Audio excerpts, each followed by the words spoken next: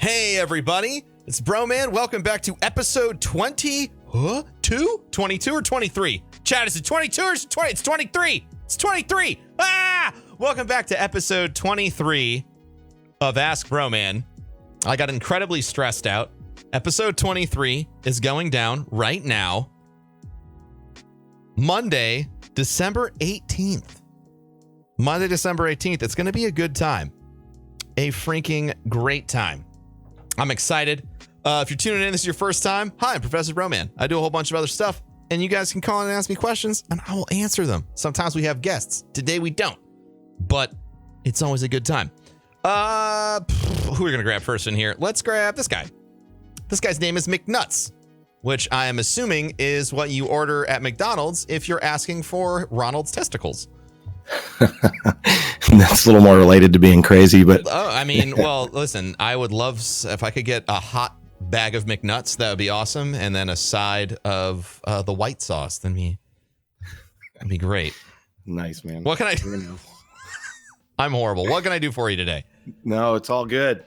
So, in light of the discussions that you were having earlier while I was watching the stream, I thought it might be a good opportunity for me to pop in and poke around and ask you some questions specifically to your Kings Coast business. Sure. Yeah.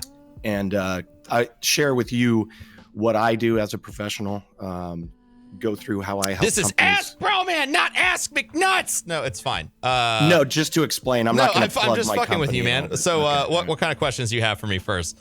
Sure. So what I'd like to know is how you manage your marketing through to sales and support of your customers from a technology perspective. Okay. All of our sales and sales support is done through social media. Our social media platforms are not sales platforms. They're thank you platforms. And the product sells itself. That's sort of our structure.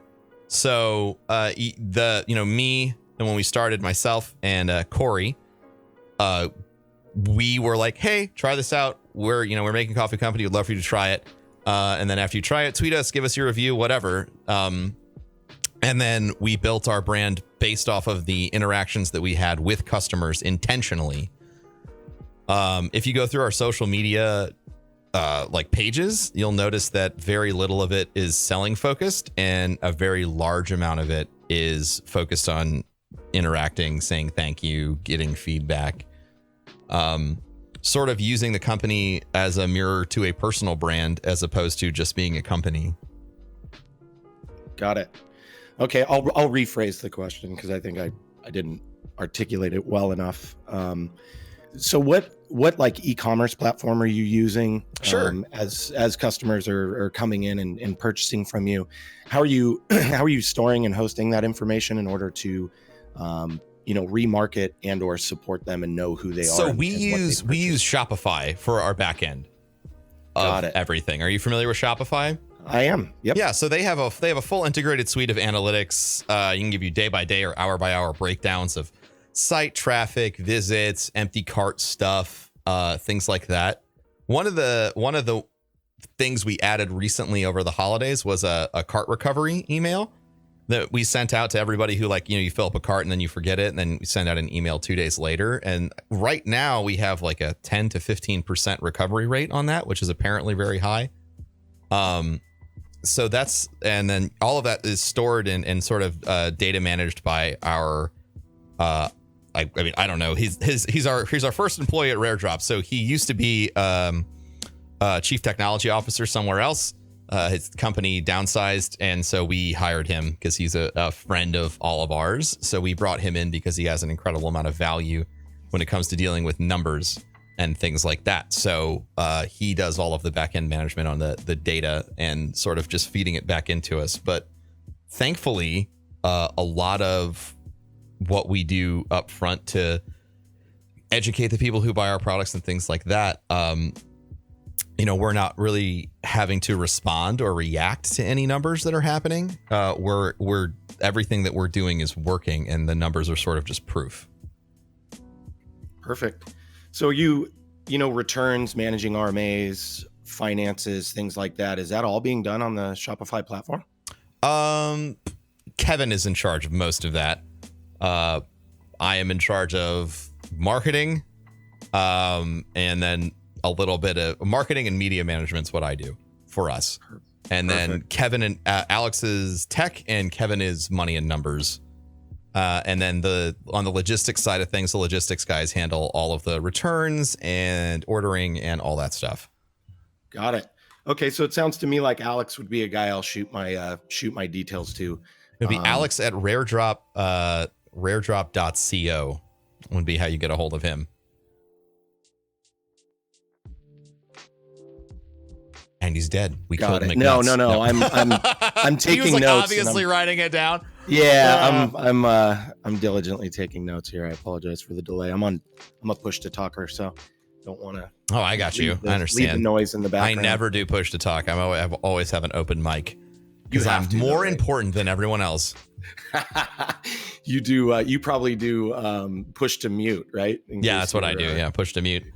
So when you have other people you're playing with, you can talk to your stream and they don't have to listen to you type thing. Cool. Well, so I do. I own a firm. I started my own software. What kind of firm? Software consulting. So neat. Yeah, we build anything you can think of, but we're a partner with a company called Salesforce.com. I know Salesforce. Yeah. Mm-hmm. There you go. So my company's a partner with them. It's a CRM. So those who don't know what a CRM is, it's customer relationship management, so that you can manage your marketing through to sales, support, service, anything that you can so do. that's a really interesting place that we are at as a company, is that we don't, chat, who is in charge of managing returns and customer complaints if there's a complaint?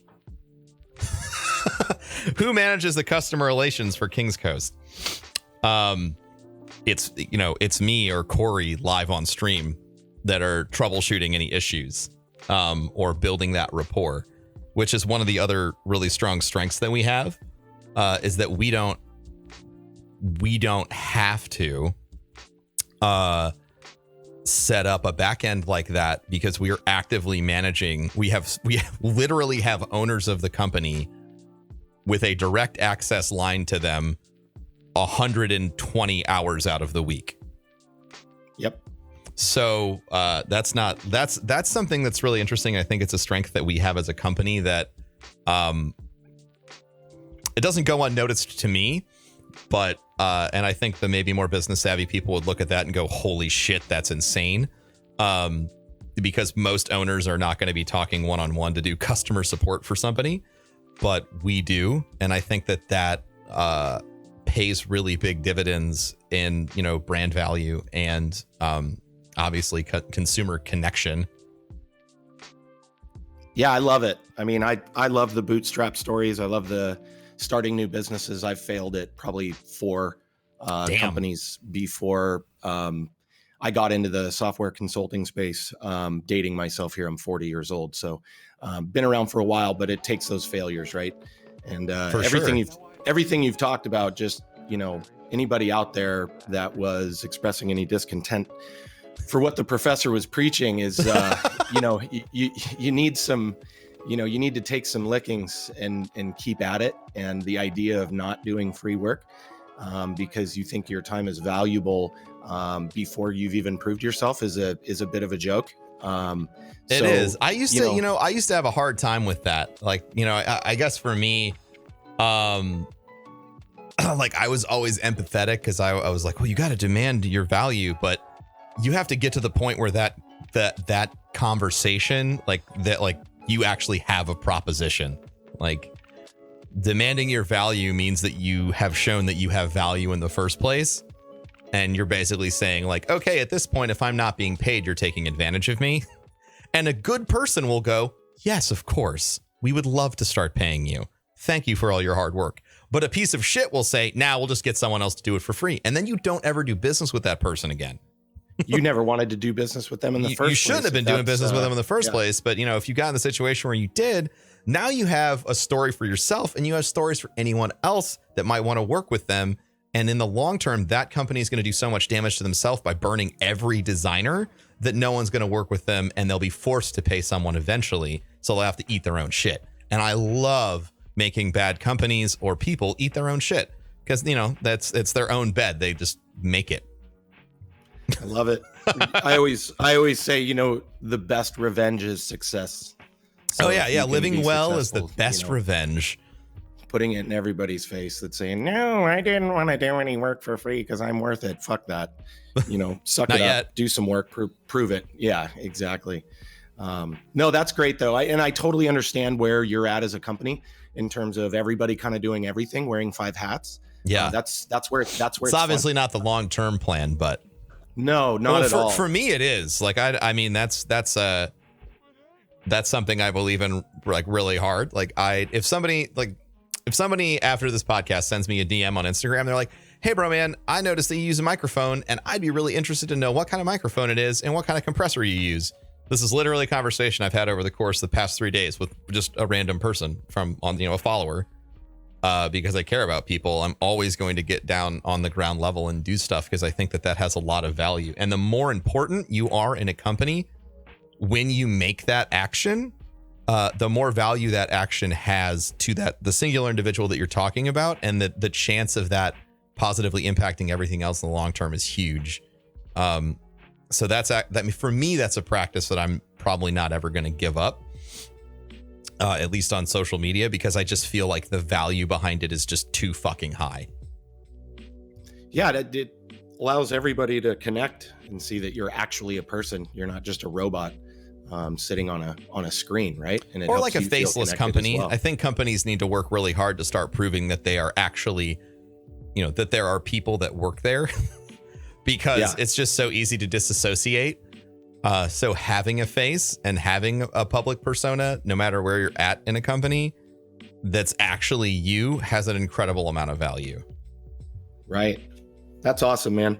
Well, I commend you. I admire your efforts. I admire what you're doing, nice guy, and how you're going about it. Because you're a no shit guy, and that's why I tune into your stream. And yeah. Fuck yeah, man. No, I do. I like being a no shit person. I used to be a big fucking coward all the time, and I'd be like, oh, whatever you think. Woo. I can't do it anymore. It's refreshing to me. So to sit here and work and grind, I work from home and we're a remote business, and just being able to hear what you're saying is refreshing. So it's, from one business guy to another, everybody out there, it's no shit stuff. If you again, are looking to start a business, just keep listening to what this guy's saying and take it to heart, because it's fucking true. It's hard. Take a licking. You don't get paid. You work your dick in the dirt. And you know what? It might not work out. So, suck it up. You work your dick into the dirt. I love it. Yeah. I mean, that's how it feels sometimes. Right? You stick your dick in a coffee grinder. Yeah, absolutely. It hurts. Yeah. Just make sure your McNuts don't get hurt. Yeah. This guy. You got the jokes. I love it. McNutt, I don't know what, since you say you do software stuff, I don't know what you're going to email Alex about, but I can tell you that there's 2 software projects that we're looking into right now. Both of them involve building back-end alert systems that we can use on stream for when people purchase GuardianCon tickets and for when people purchase coffee. So if you were looking to send an email that had some apparent value, like you knew what we were looking for, I would include that in the title line. Okay. Perfect. Yeah, because we work with companies of all sizes. Yeah. Startups through to the largest companies in the world. That, our value is in our people and resources that help get these things done, obviously. And we connect all these systems together and we build apps and we do all kinds of really sophisticated stuff with a CRM at the core of it. That sounds exactly like what we need. So yeah, please email Alex. So aside from just calling you McNuts, do you want to tell everybody where they can find you or where they can find your company? If there's some Fortune 500 CEO randomly listening and he's like, well, goddamn, I like this McNuts guy.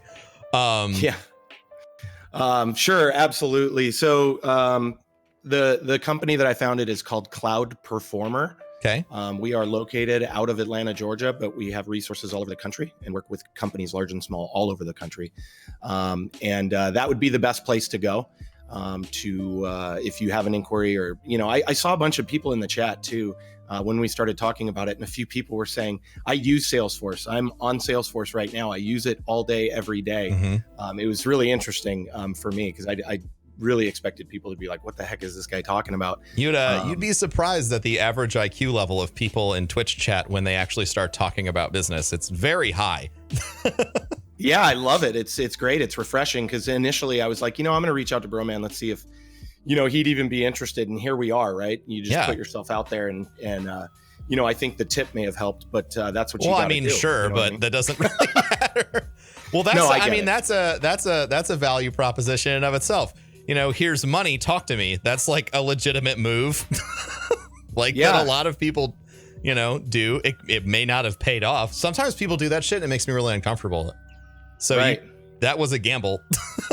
Well, of course, but you have to gamble like you did with the coffee business. I gambled when I started my firm, and now we're successful. We have a high tier partnership with Salesforce, and here we are. And I bootstrapped it, and we started it with very minimal amounts of money, me and my business partner. And it was through, again, working really hard. How many employees do you have now? This is actually, I'm really intrigued. Sure. We have 12. That's pretty solid. Yeah, we have 12. We're generating, our revenue is in the millions that we're generating with those 12 people. Nice. We're highly skilled, so it's a very I wouldn't say niche, but it's all based on the people. So it's not a product like you're selling where people consume it. Well, when you're working in marketing, you're operating in a really creative capacity, and when you're working on customer relations, you're also working on a creative capacity, right? You're operating in that gray to try and produce value. So having 12 really, really skilled people that know how to do it is way better than having like a 100-person company. Absolutely. And if you did manage to have a 100-person company and they were all skilled as your 12, you'd probably be a billionaire. So it's like, one thing at a time. No, you're exactly right. It's a blessing to be able to not have to manage a bunch of employees like you do now, a small company. How many people do you guys have now? It's just the 5 of us. It's the 5 owners. Perfect. It's perfect. You hold each other. We have one of the owners is now officially a full-time employee. Wayne, our executive chef, is going full-time January 1st because we couldn't someone had to start getting paid because everyone was working 80-hour weeks and it's just not feasible. Yeah. Absolutely. And like you said earlier, based on the challenges you guys have, I know as a small business, our experience, my experience, value prop again being seeing what I could help with, free of charge, obviously, to start those conversations and take a deep dive into what you guys are doing to figure out and help you kind of roadmap how to grow and how not to, how not to spend too much, how to keep things cost effective. But it's all about efficiency, right?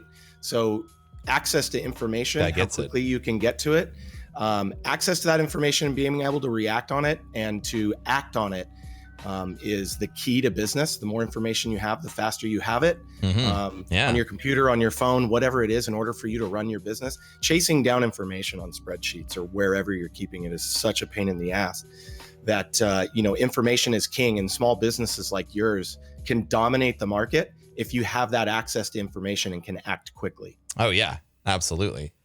So, which is one of our, since we're being business geeks together, that's one of our strengths is because we're small, we're able to be really market responsive. We hear everyone says we want something, and then we can put it in process within a week if we have the funds, which is where K-Cups are coming from and where hot cocoa came from, which is interesting fact. Anyone who's listening, the hot cocoa is officially the number 1 product in volume that we have sold since the launch of our company. And we only sold it for 2.5 weeks. Wow. Keep that going. Because everyone was asking for it. And so we're expecting a similar response to K-Cups. So if you're interested in K-Cups, please F5 the website the day that we launch them so you don't miss out. Nice. Because if it tracks, they'll be gone in 24 to 48 hours. And then we reorder, 4 times more, but it takes time. But yeah, so nice. McNuts, again, tell everybody where they can find not just your site, but like wherever you're at on socials if they want to reach out personally. Sure. Absolutely. On social media, you can find me with my name. It's Andrew Paul McNeil. Andrew Paul McNeil. Yeah, my full name, last name with 2 L's. Nice. But you can find me anywhere. I'm very visible on that. And the company name is Cloud Performer. It's Cloud singular. Performer. Yeah, it's singular. And I wanted to make one more quick comment to you before I skedaddle here. And to anybody else who is looking to start a small business and you start to compete and you start to try to disrupt a market like you're doing so well, is that the advantage to having a small company is being nimble and being fast. And if you're competing against larger companies, I've done it for the last 7 years since I started this company, is that it's an easy sales pitch to get business, because you can say to your customer, your prospective customer, look, you mean a lot more to us than you mean to these other guys, because we're small and we care more, and you're talking directly with me, the owner, and we can make it happen quicker versus using a larger competitor that's bloated and moves slower. This guy is literally saying everything I say all the time. This is great. It was a fantastic conversation, Mr. McNuts. Thanks, man. Appreciate it. You can call me Andy. Andy. Yes, Andy. Thank you. I'm just so used to using people's screen names. I fucking love it. Andy, thank you so much, dude. You have a fantastic day. Thanks for the opportunity. Take care. Thank you, man. Talk to you later. See ya.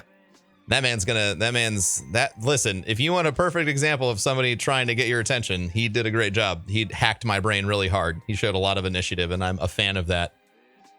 Call him Andy McNuts. That's a good ass name, dude. I loved it. Yeah, I mean, that's so much of what we've done with King's Coast is reflective of good market strategy.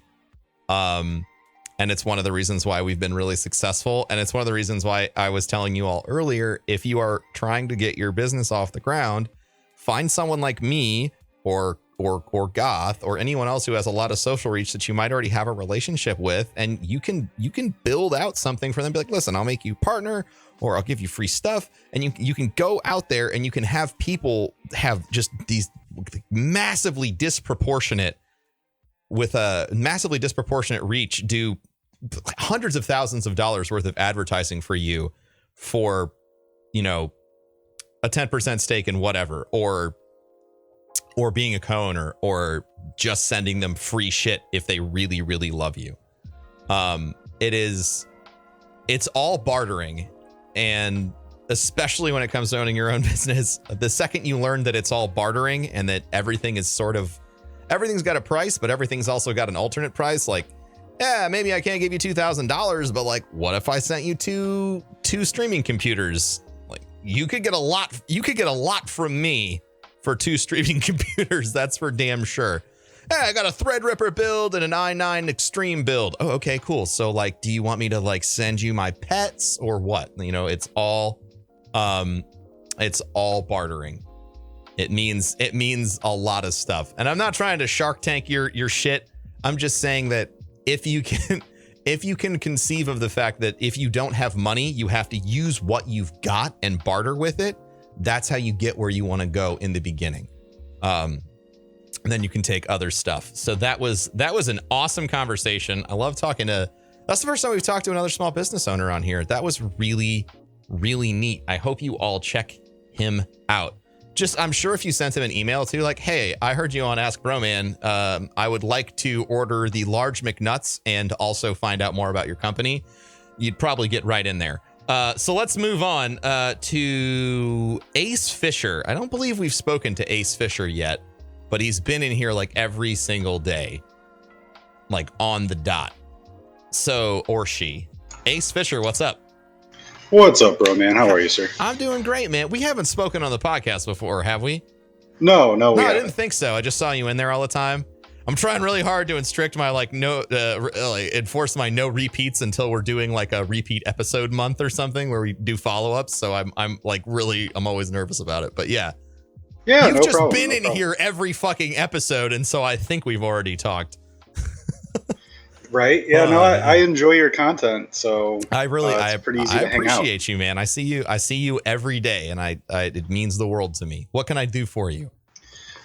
So I just wanted to talk a little bit about generally growing your podcast, creating your podcast, distributing it. Sure. It's something I've been doing for a long time with moderate success, but I'm always fascinated by other people's success. And I think it's important for people to have discussions about what worked and what didn't work. Absolutely. So for me, one of the biggest things that I feel like it's important to tell everyone, the thing that has been the biggest success for me in the podcasting world is not being afraid to ask people to join you on a podcast. So early on, I had the master distiller of Jack Daniels on my podcast. Bullshit. What? Yeah. Yeah. It was pretty I would have been scared as shit. I was like, no, I can't ask that guy. So, I mean, it helps that we're usually real drunk on the show. Oh yeah. Okay. Oh, so you do it while you're piss faced. We get there. I'm gonna. There's this email. I'm gonna do it. So I actually got them on the show by sending them a tweet that said, "Hey, do you want to drink bourbon and Jack and smoke cigars and talk shit on the internet?" That's exactly how you got me interested. They said, you crafty bastard. Yeah, I mean, it's a pretty good sales pitch. It's a solid sales pitch. Yeah. So, it's literally as simple as asking somebody. You really don't have to be a huge force in the podcasting world or on Twitch or anywhere in order to actually get your name out there or to get somebody to come on your show, because generally speaking, people just want opportunities, even if they're already huge. And I can tell you guys, if you're looking to be successful, success breeds success. So associate yourself with important, successful, happy people. Happy is key, dude. It's hella key, dude. So I can tell you, when we had Jack Daniels Master Distiller on our show, we went from about 100 downloads a week because we did a 3 to 5 hour show every week. Wow. Okay. For the past 5 years. We jumped from about 100 to 200 downloads to about 20,000 a week. Holy shit. And has that stuck? It has, for the most part. I would say it's probably gone down a little bit. We focused a little more on streaming the podcast and less so on having guests. So we kind of transitioned it a little bit. Yeah. But we continued getting people on the show, like the master distiller at Buffalo Trace and pretty much every cigar industry person you can think of. Well, yeah. So you've built an incredibly niche podcast with, me thinking for you, if you ever wanted to do anything in the Scotch or cigar world, people, you'd have a golden ticket because everyone in that world would know who you were, or at least be, oh yeah, no, I know him. He had so-and-so and so-and-so and so-and-so and so-and-so on his podcast. We should totally bring him out for the thing. Yeah, it was a lot of doors for you. It was a real door opener for us. And it's funny, we actually started the podcast because me and my friends are big fans of Kevin Smith and Joe Rogan. And every week they were just harping on about it's so easy. Just set a microphone on the table when you're sitting around bullshitting with your friends. Yep. I can tell you that shit works. It does. It sure does. We literally sat a microphone, a $40 Snowball Ice microphone on the table and started recording with free software. And, our friends would download it and such, but it really was just something for fun. And then we were like, hey, I bet we can get some free cigars to review on the show. So we talked with some of our friends that were cigar reps, and they would hook us up with stuff to review on the show. And then we started getting inquiries from people organizing events saying, hey, why don't you come out to our event and let people know about it? That's awesome. Yeah, cool. it was literally just pure luck, I guess. Also, we enjoyed what we were doing. It wasn't something where we were trying to purposefully grow or anything like that. We were just having a good time. So I also think there's value in long form. That was something you were talking about earlier. Yeah, an hour being the sweet spot. This is we'll get into this since this was happening before. So I've been getting requests for the episodes that I do to be longer because we only do about an hour because that's, I don't know. I feel like my brain starts to get French fried. So I've been considering doing maybe anytime we have a guest on, we would do long form, we would do a 2 or 3 hour podcast, so, but only when there's a guest. So yeah, I mean, I definitely see the value in long form, but for those of you who are listening, maybe this is your first time, I'm also streaming this live on my Twitch channel while we're doing this. So there's a lot of moving parts to decision making on it. Yeah, it's an interesting thing. The value that I see in the long form, and I consider long form anything over 2 hours, really. Yeah. Because let's be honest, it's hard to do something for 2 hours or more. For sure. I stream the value in that is every day. Fucking no. Right, exactly. Yeah. And the value in that is really you get to have a real conversation with a person and you actually get to know them. Whereas, like, if you just talk to somebody for 10 or 20 minutes, I mean, how much do you really get to know, or how many questions do you really get to ask? Exactly. So that's the value I see there. The problem with it inherently is a lot of people don't have an hour plus commute. I mean, I enjoy that style of podcast because I've had an hour plus commute my entire career. Yeah. So I'll listen to a 2 or 3 hour podcast a day minimum. And then if I sit at a desk, I work as an e-commerce manager and developer. There is so much room in people's lives to consume audio-based content. It is insane. And that's why look at all the people watching Twitch. I'm a pain in the ass to convince to change to do anything in my life, okay? Right. And it took Everyone me, is. And I don't know if any of you folks listen to other podcasts, but like Gary Vee saying, you need to do a fucking podcast for like 4 goddamn months. He mentioned it like every episode. And I was like, all right, fine. And I look up to the guy and I'm like, fine, whatever. And I started doing this and it's fucking, it's already provided. And we'll get into this with Wayne when he's on later, when he's on Thursday, but it's already produced so much value for everything else that I'm doing. Like all the other outside business stuff, all the other non-podcast things have benefited so much from just having a podcast. It's insane. Well, that's the thing I wanted is to point out that you brought up really early on. I want to make sure this point doesn't get lost. It is so easy to get people on to do a podcast. Yes. Because people love to talk about what they love, and it's so easy to just chat with somebody. Yeah, absolutely. It's huge. You know, I'm still very new at the podcasting. But like, I have a lot of plans for the next year that I want to do. And it's opportunities to speak with people that I would probably never have interacted with ever if it weren't for the fact that I'm like doing a podcast and like, that's it. Like, that's it. I just put myself out there and now there's all these other opportunities, which is why it's just so important to take risks. Right. So I have a couple of questions for you. Sure. That I think will provide a lot of insight for folks that are listening, that are maybe looking, like I give advice about what I know really well, which is like YouTube and Twitch. And you've been doing podcasting for a while. You seem pretty knowledgeable. You've mentioned a few things that I'm like, wouldn't have thought about it that way. So as someone who started podcasting with no social reach whatsoever, and I know you mentioned it with getting the Jack Daniels guy on, what were some of the big things you did at the start to sort of increase your downloads or get people to listen or just generally marketing yourself? So the number one thing that I would tell people is consistency. It's absolutely the king in the podcast world. If your episode comes out on Wednesday every week, you don't miss an episode on Wednesday any week. I don't care if you have to record on your own, which I have done. I have talked for 3 hours by myself, which I guess there's something to be said about talking to yourself for 3 hours. You learn a lot of shit. Yeah. Yeah, but don't fail on that consistency, because that's how you grow. People come to expect to hear that content from you. Just having that consistency, always being there and people expecting it and you delivering, like that reaches across anything you do really, but especially in the podcast world, because there's a lot of them out there. It's easy to forget something or to miss an episode. So it's important to be consistent.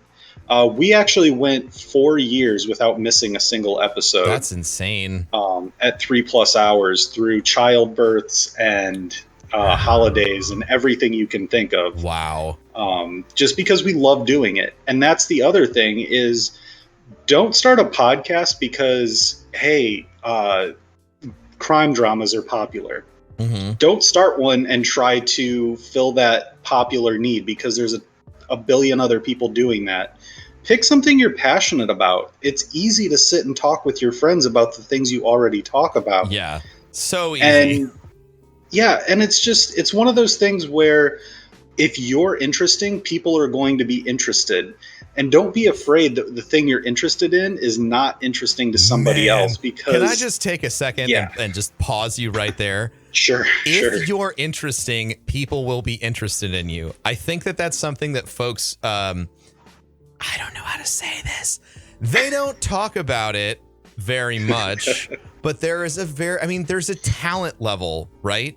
Like there is a level of talent to whatever you're doing. And that's something I try and get into every time somebody comes on here and they ask about streaming. Is I really try and drill down into like, what is it about streaming that you love so much that makes you want it to be streaming? Why does it have to be streaming? And sometimes they'll start talking and I'm like, yes, this is the perfect medium for you. But then other times they'll start talking and I'm like, no, like streaming, you can do it. It's a great supplement, but you need to be writing, or you need to be doing YouTube video or whatever. Like it's really obvious sometimes what someone's passionate about. So if you're just doing it to do it, it's never going to turn out. Yeah, absolutely. I mean, if you're struggling to come up with content, then it's not interesting. If you're passionate about what you're talking about, you can't wait for that next episode to roll around. I mean, the way that we run things is we have a Google Doc that all of our hosts have access to, and we go in and we add things throughout the week. Yeah. And by the time we get there, we're like, of course this is 3+ hours. This doesn't even include the tangents that we're going to go off on. It's so full that we're like, we're going to have to cut it short because we don't have 5 hours. It's midnight, 1 a.m. and we have to get to bed. Yeah. It's so easy to talk about things you're passionate about that, it doesn't feel like a job. And that's the thing is when you talk about do your job, make your money, provide for your family if you have one, or for yourself, put shelter and food on your table. Maybe don't put a roof on your table, but a roof over your head. You can put a roof on your table if you want. You fucking weird. I mean, you can if you want. Weird ass cool. hipster motherfucker. You can do whatever you want. I like, shingles for plates. It's I all like good. eating off these shingles.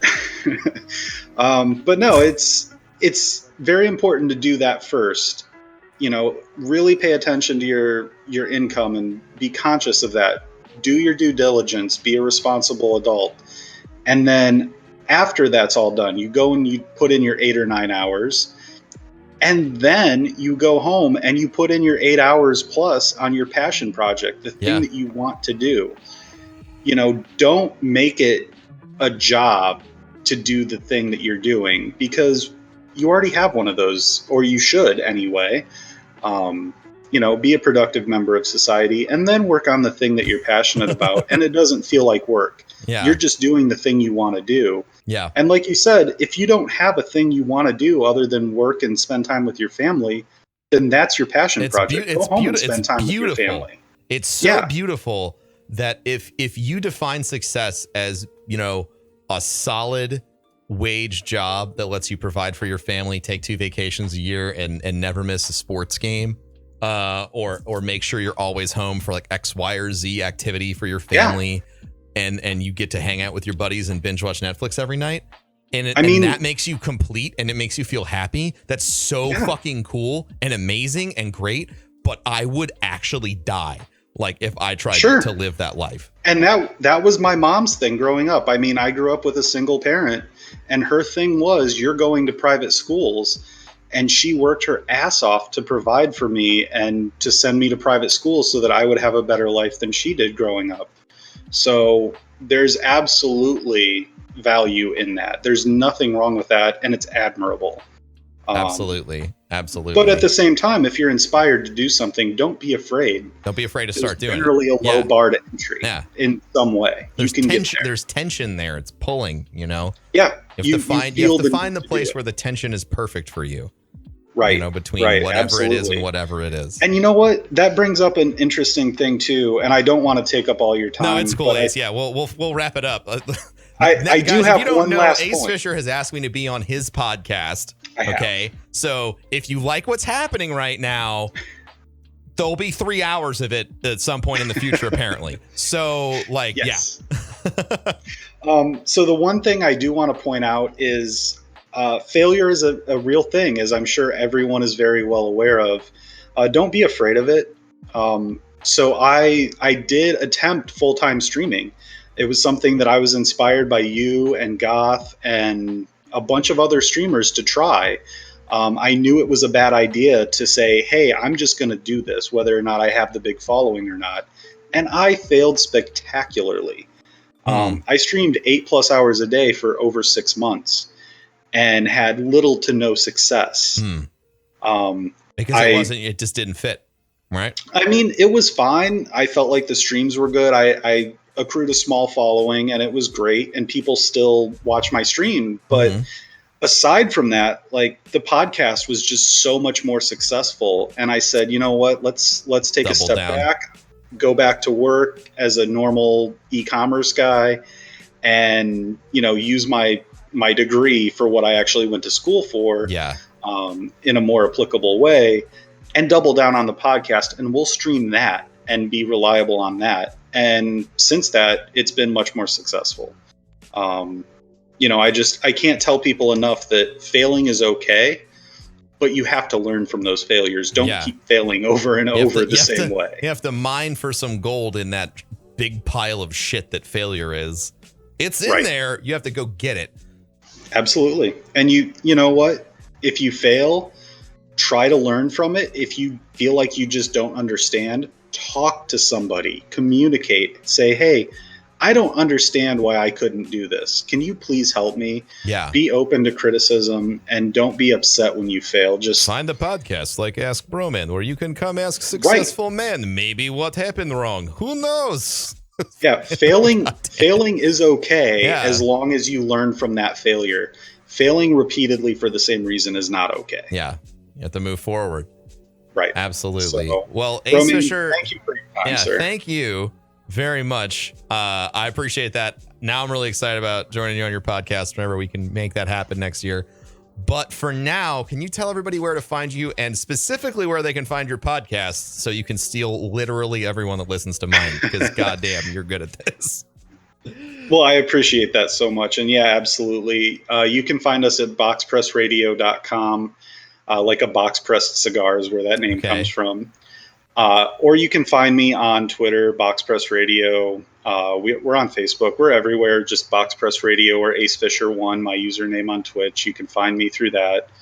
And then type in Box Press Radio on any iTunes, Android, any podcasting app that you can think of in the world. We're probably on there. So I love it. Yeah, I'm super excited to talk with you in a little bit longer format. But you know, thank you for spending some time, and keep doing what you're doing, bro, man. You inspire people, and you know, not just your Twitch stream, but you know, seeing your family on Instagram, on Twitter, hearing you talk about it on stream, it inspires people, and I'm very, very happy to see you succeed. Thank you, man. That's super nice. I don't know how to take compliments. Thank you, man. I appreciate that. Yeah, and have a safe flight. Okay. You're prying it out of me. I'm gonna try, and when we go in town for the holidays, I'm gonna try and do a sit down interview with my dad. You need to. Yeah, I'm gonna do a sit down interview with my dad, and it'll be really, really interesting. Awesome. Well, I'm really happy to hear that. And Broman, have a safe flight. I hope the trip goes well and you have a good time with the VR, sir. We're going through fucking Atlanta, and I know they just lost power a couple days ago, so that'll be that'll be super fun. But yeah, let's see if we can. Thank you, Ace. I'm gonna see if we can get one more person in here before I have to skedaddle. Awesome, man. Have a wonderful afternoon. All right, you too. Goddamn. So I just learned a lot about podcasting from Ace, which is awesome. Shit, dude. But yeah, we are, I really, really want to take time, to sit down with my dad over, over Christmas if there's time and just chat for an hour with a microphone on the table and make it work. All right, so let's grab one more person. I have 15 minutes before I have to go and get on a jet plane. So let's get DeBenny. Hello, DeBenny. Hello, hi, hello. Hey, bro, man, what's going on? Hey, not much, dude. How are you? I'm good, man. How are you? I am awesome. What can I do for you? I really only had a couple questions. It probably won't be long. That's a long fine. time. I'm gonna drag it out. I hear you. A long time ago, it was when I first started watching Ask Broman. I think it was like episode 4 or 5.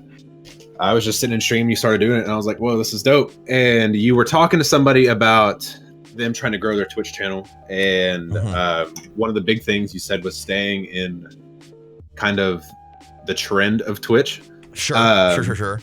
And I've been trying to pick my brain about it and like what you were meaning, because I've tried to grow mine, and I feel like for a long time, when I was streaming, my quality of stream was low as far as like what I had going on, things on stream, camera, all that stuff. But I feel like now, because I used to do it on and off, but now that I've picked it back up and I got myself, it's not the longest of scheduled days, but it's I got myself a consistent schedule and all that stuff. I feel like my quality of stream has gone up. Gotcha. And so the growth is kind of there, but not as much. And so I was just wondering what you kind of thought about, staying in the trend of Twitch, because I feel like say Fortnite, for instance, it's hard for somebody that's down there with no views. Yeah. So when I talk about like trending or trend matching or things like that, I'm not so much talking about the idea of chasing whatever shiny fancy new thing is there. I'll give you a really practical example. Okay, one of my favorite broadcasters on Twitch. I've known him for a long time. He was a part of the first Twitch team I founded, which I'm still a part of, even though we don't do a lot of stuff together. His name's Excessive Profanity. All right, he's an Australian guy. He's great. And he just plays whatever the hell he wants, but there's a method to it, right? He loves playing all the new release games, but it's rare you'll see him on playing a new release game the day that it launches. He's usually there playing it about 1 or 2 weeks later. Right. Now, that's an incredibly intelligent strategy. Okay, so he's got a couple advantages. One, he's Australian, so he's on overnight, so there's less market saturation. There's less people watching Twitch, but that also means there's less people streaming, so he has a higher chance of discoverability, blah, blah, blah. Well, the other thing is he's playing games after people have already completed them, so they're tuning in to watch him play the game, even though they already know everything, and there's a lot of value in that, especially since he's such an entertaining person. Yeah. So the way that I haven't sat down and talked to him. I'm just saying from an outside perspective, I see this happening and it works. Yeah. So he's playing games that are popular a week to 2 weeks after everyone else has played them. And it's such an advantaged position because you're not playing with any of the big boys that have streamed the game, and people are still interested. People are still buying the fucking game. That's the other issue on Twitch. People see a game and it's not ranking high anymore. They're like, fucking no one's playing that anymore. Yeah, no bitch, doubt. Please. No, that's stupid as shit. There are probably still millions of people playing that game and would love to watch you. But it's a single playthrough game. And so obviously it doesn't have more than 10 hours of content. And if you're streaming 40 hours a week, you just can't keep playing that game. So that's what I mean when I thinking about trends and sort of matching your content to those trends. If you're streaming variety, it's about finding games that are being purchased. There's still consumer behavior behind it, which means there's native searching. There's also advertising that company is still doing that is going to work for you, because people come to Twitch to make purchasing decisions. So that's what I'm talking about. Does that help reorient your thought process there? Yeah, somewhat. Since I started, follow-ups hit me, man. I just want to make sure we're going down the right way and I'm answering the question you're asking. Yeah, no, totally. Because I was, I see the trends, like, you got the ninjas and the summits and all that stuff, and they're out playing all these new games, which is great and all. and it does well for the game. But like for Fortnite, I played it, and when I started playing it, it had 300-400 viewers, and that's when it came out, and that was when PvE was a really big thing. There was no battle and that's royale. It didn't hit there was, yet. but you had to buy the game. It was only solos and squads. You had to actually buy the game to play it, and I was like, all right, cool, dope. So I played it for a little bit. It was fine, and then like 2 weeks later, they're like, hey, free battle royale, and then from there, I disappeared. Mm-hmm. And so it's like I guess as far as the trends go, like I love the trendy games. Like I love playing Fortnite, all that, Destiny 2, all that stuff. But that's where my viewership is the lowest. And then I go and play games like, I don't know if you know Don't Starve Together or, Stardew Valley, stuff like that. I play those games. Like I play Don't Starve, and that's some of the highest viewership I've ever had. But I got bored with it within like a week. Sure. Like I played like 2 weeks of it and I loved the viewership, but the game, it's just like after I played it and I got to, so far, I was like, oh, well, there goes that idea, because I hate playing this game now and I don't want to stream it for 4 or 5 hours a night. Yeah. Like, and so I just run into these issues where like I want to play these big games, but when I'm trying to grow, because like when somebody pops into my stream for Fortnite, they're there for like 2-3 minutes tops. If there's something going on, or like I'm running somewhere from the storm or whatever the case may be, they're like, this is boring, I'm out. Yeah, and then, right. Yeah. That's it. So you don't really have a chance to like talk to the people who come in unless they want to stay, and then that's where you land your viewership. But when you have those people that just pop in and want to see what's going on, if you're not doing hot and you're just kind of looting or whatever, then they're gonna be like, I'm out of here. And so I don't know, finding the places to grow, like getting people to stick, I guess, is the big issue, because I can get them to stick in other games, but they only want that game. They don't want to go watch me play Fortnite or watch me play whatever other game. It's a really long road. Okay. Yeah. To building. So like here is what my perspective was when I started broadcasting. This was 5 years ago, so Twitch was a little bit. Twitch is still in its infancy, but it was much less saturated, right? Yeah. My goal was to garner 3 consistent anytime, any game viewers a week for every week that I streamed.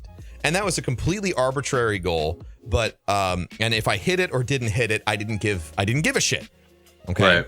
The point of that was to orient my thought process into something that was conducive to me, right? So I didn't look at my overall view count number. I didn't care about that. I cared so much about the people in chat and making sure I was becoming their best friend, and I knew everything, and I could remember everyone's name, because that's where the magic is in that connection, in that community, right? Absolutely. And there are some people who still watch me now that started watching me 5 years ago when I had 10 viewers. And when they tune in, it makes my heart like soar into the fucking sky. Yeah. So I think that one of the things you need to do is just like you keep experimenting. Keep experimenting with games and find stuff that you like. There's a lot of different battle royales out there right now. A gaming market that seems to be underrepresented on Twitch, and I feel like its time is coming, is mobile games. I feel like once the platform's fully established on Twitch and you can stream a mobile game and it's going to look nice, that's going to open up an entire other dimension of Twitch that's not there right now. That's a huge market space. And I know there's PUBG's coming to mobile, I think, and there's another mobile game called like Rights of Survival. I know there's a game called SOS that I think is a battle royale game, So if that's just your flavor, go find another game that you enjoy just as much and focus on that, so that way you can still play what you like. But on the same side of things, like don't be afraid to, if you're gonna get in there and you just have to play whatever the trendy game is, try and hack that space. Find the best times for you to stream. What makes people stand out in that? Do you need to be high skill? Do you need a gimmick? Should you just constantly be trying to queue against other high skill players and try and kill them? Dr. Lupo, who's another streamer on Twitch, who I'm a friend with, attributes a vast majority of his success to the fact that he got in a PUBG lobby with another massive streamer and he got a fucking insane, like over 2 houses grenade kill on the guy, completely blind. And then his name popped up on the other guy's stream and everyone said, who the fuck is that? His viewers were like, it's Dr. Lupo. Here he is. That streamer was like, check it out. And that was a game changer for him. There's just so many different organic ways to sort of force growth out of situations like that seem unwinnable. But again, it's about putting yourself in the position to win. So you have to keep rolling the dice if you're going to be in that situation and doing it in an intelligent way. Or trying to hack out which other games you can super enjoy that are maybe 1 or 2 steps down the popularity ladder, which is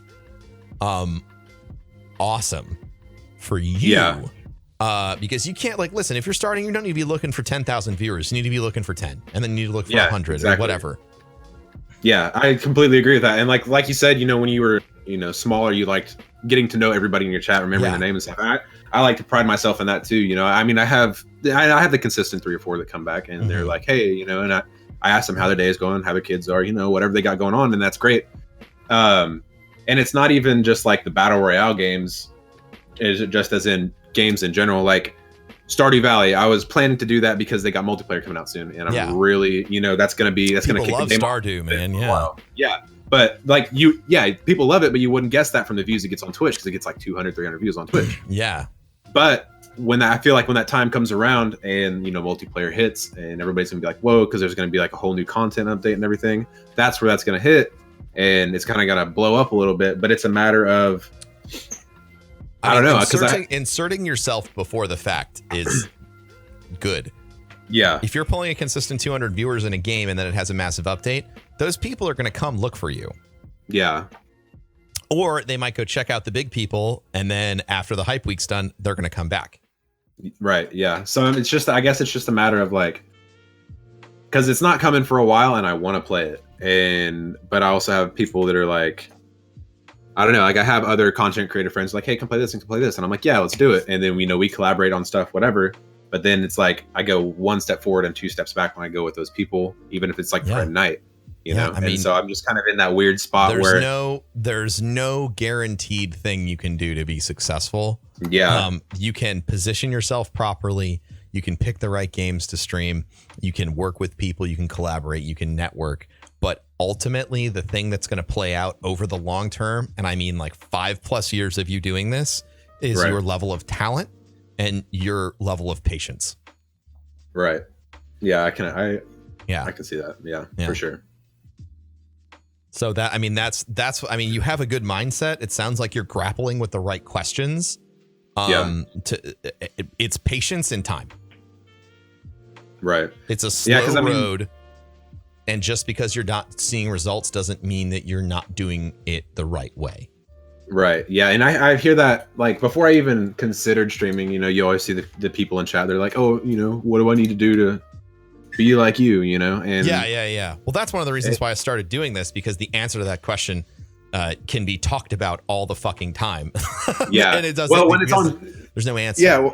Well, when it's on stream, it's a lot of just like, have fun with it. I didn't do it for the money. I did it for fun. And that's why I'm doing it. Like, I love, like, I've made so many friends through streaming. A lot of the friends that I have more friends through internet than I have at work or in real life. And that's just because streaming and gaming and, that's the area that I fit into. So, it goes hand in hand. And so doing that, I was like, hey, let's keep going with it. And it's going, but I guess, because I guess the problem is I played a game. I tried streaming for a little bit. It went really well. I hated the game. And then I had personal things that came up where I couldn't stream. Mm-hmm.